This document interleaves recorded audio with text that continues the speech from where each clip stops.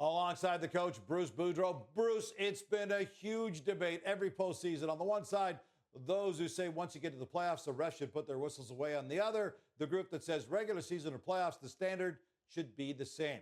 We all saw the Draisaitl elbow that knocked Barkov out of game 2. And now the league steps up and says, no supplemental discipline. Did they get this right? You know what? I really believe they did.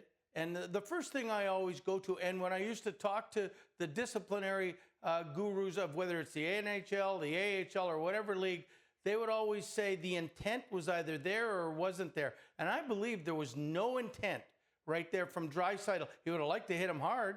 He would like to knock him off the puck, but I don't think there was any intent to injure him. And I mean, look at the score. I mean, they're down by a goal and down by one game in the series with under 10 minutes to go. There is no intent to hurt him. There is no intent because, I mean, it's a 2-1 game. They need Draisaitl on the ice. So these are the two factors to me that are imperative that why there's no supplementary discipline. By the way, he got a 2-minute penalty. They scored. In essence, they won the game off of that penalty. To me, that was a penalty enough. That was, they lost the game because of that penalty. So, I mean, I don't think at all there should have been any more discipline on it. I'm glad they didn't do anything. And let's play hockey. Or they'll be looking for disciplinary action all over the ice. Everybody gets hit and everybody falls down. Anybody that holds their face, they'll all be looking for suspension. And I don't think that's the way this series should be played. All right, though, but what if Barkov can't play? At this point, Panthers coach Paul Maurice says he's optimistic that Barkov's going to be able to play next game. We've seen what he's been able to do in terms of shutting down McDavid and Draisaitl. Matter of fact, he's done a great job of shutting down the Oilers' D in general at some important times. If Barkov, how much does this impact Game 3 and potentially moving forward? Well, I mean, just think of it as anything. Is if your best player can't go, your best defensive player, your obviously best offensive center, your best face-off man, if he couldn't go, it's going to affect the team. And it would affect Florida as much as it would affect any other team when your best player can't go. But I'm confident he's going to go. And I mean, what I think the other thing too is if he couldn't go, at least in the short term, the troops rally around everything and they go.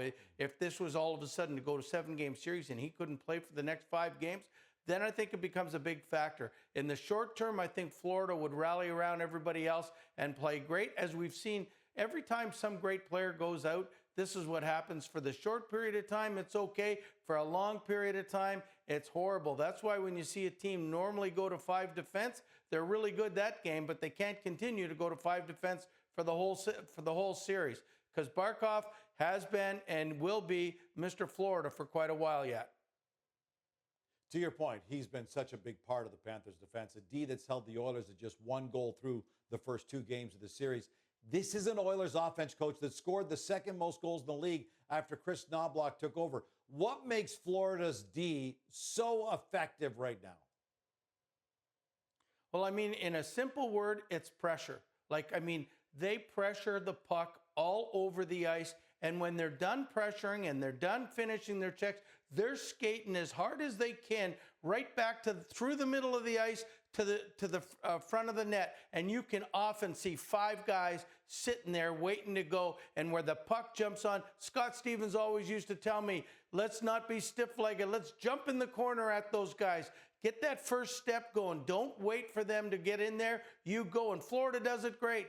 They are pressuring everywhere on the ice, and they've got great sticks. It's making it very difficult for Edmonton to get in there. But if Edmonton wants to do something, they got to keep shooting. They got to start shooting the puck and getting inside and winning those one-on-one battles. If you don't win those things, I don't care what decade we're in, you're not going to win the game. Win the battles, you win the game. The Panthers have held their opponents to 2 goals or less in all but 4 of the 19 games they've played so far in these playoffs. The Oilers need to snap that trend in Game 3, or this could be a really short series.